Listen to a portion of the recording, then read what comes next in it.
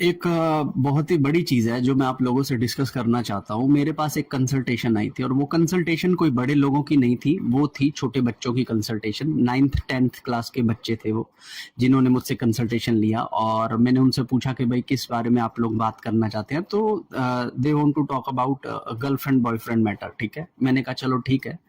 अब जब मैं उन बच्चों की बातें सुन रहा था तो मैं उनकी बातें सुनकर हैरान हो गया कि जो चीजें हम अपने यूनिवर्सिटी टाइम में नहीं कर पा रहे थे, ये लोग 9th 10th के अंदर ही ऐसी चीजें प्रैक्टिस कर रहे हैं। जिस चीज के लिए हमारे अंदर एक ऐसा था कि ये चीजें हमें नहीं करनी है, 9th 10th के बच्चे बिना किसी झिझक के वो सब चीजें कर रहे हैं। आप समझ गए होंगे मैं किन चीजों की बातें कर रहा हूँ।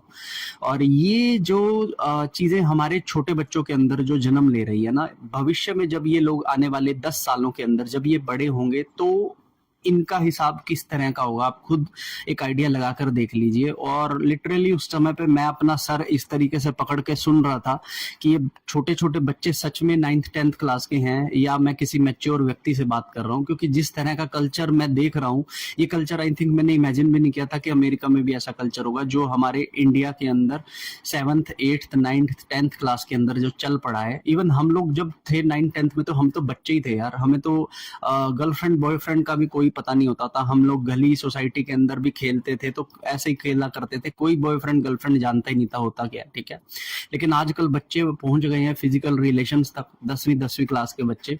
तो भाई ये एक बहुत ही समय खराब आ गया है और कहीं ना कहीं ये चीजें हमारी कल्चर को जो है डुबो देंगी, हमारी संस्कृति को पीछे छोड़ देंगी। और जब किसी ने अपनी रूट्स को छोड़ा तो वो पेड़ उखड़ कर गिर गए। तो ये भविष्य में मुझे लगता है कि ऐसा होने वाला है।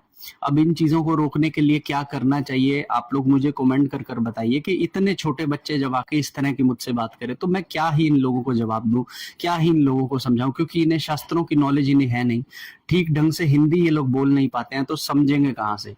तो भैया अपने बच्चों को थोड़ा सा तुम कंट्रोल रखो, उन्हें चीजें सिखाओ, उन्हें बताओ। ठीक है, सेक्स एजुकेशन के नाम पे उनको ये भी बताना चाहिए कि सेक्स करना कैसे है, ये नहीं सेक्स को रोकना कैसे है। ये चीजें उन्हें आजकल बताने की सख्त जरूरत है।